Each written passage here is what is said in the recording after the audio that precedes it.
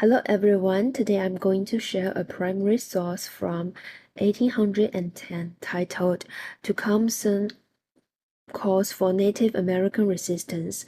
Tecumseh was a Shawnee leader who worked to unite Native American tribes to protect their land from being taken by the United States. This was not just a speech about land, it was about identity, unity, and survival.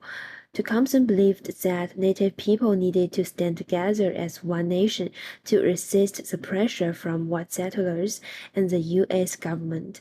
In the next few minutes, we will go through who Tecumseh was, the historical context of this speech, his main arguments, and why it still matters today. The first part is about the author.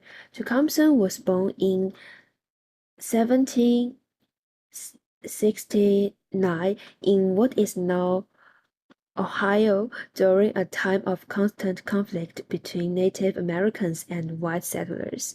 From a young age, he experienced the loss of land and culture. This shaped his lifelong mission to defend native territory and traditions. In the speech, he probably declared, "It is true I am Shawnee. My forefathers were warriors. Their son is a warrior."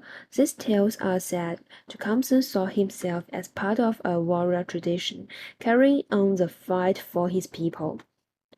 He was not just a fighter, so Tecumseh was a skilled diplomat, able to speak to different tribes and convince them to work together. His leadership style combined strength in battle with powerful words. Then we will talk about the historical context. In 1810, the United States was expanding rapidly. The Louisiana Purchase of 1803 had doubled its size, and settlers were moving west to native lands. The U.S. often made treaties with individual tribes, sometimes with only a small group from a tribe, to take land without full agreement from all native people. Tecumseh reminded his audience that once nor until lately, there was no white man on this continent. That it then all belonged to red men. He also said native people were once a happy race since made miserable by the white people, who are never contented but always encroaching. This shows that Tecumseh saw U.S. expansion not as progress, but as a source of suffering. For him, the only way to survive was to stop the land loss before it was too late.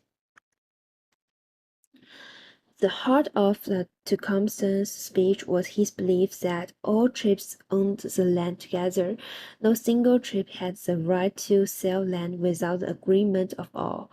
He said the way and the only way to check and to stop this evil is for all the red men to unite in claiming a common and equal right in the land.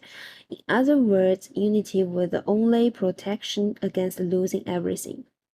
Tecumseh rejected any treaty signed without full consent, saying it was not valid.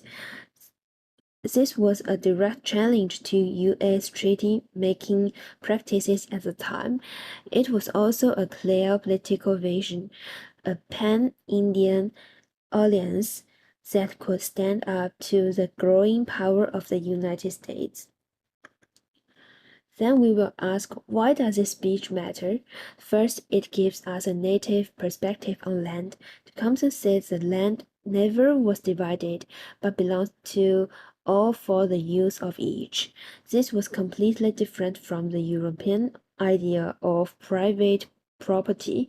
Second, it shows that native resistance was organized and based on shared principles, not just a reaction to events. Tecumseh's vision was forward-looking, aiming to protect not just his people but all native nations.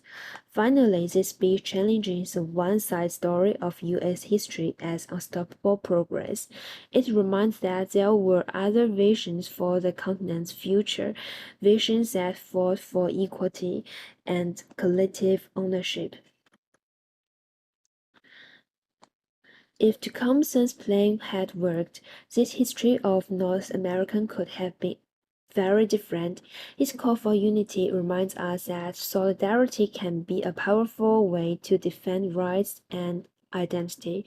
Starting this speech teaches us about the struggle of Native Americans, the impact of U.S. expansion, and the importance of listening to multiple voices in history. It also encourages us to think about land, fairness, and justice in our world today. That's all for my speech. Thank you for watching.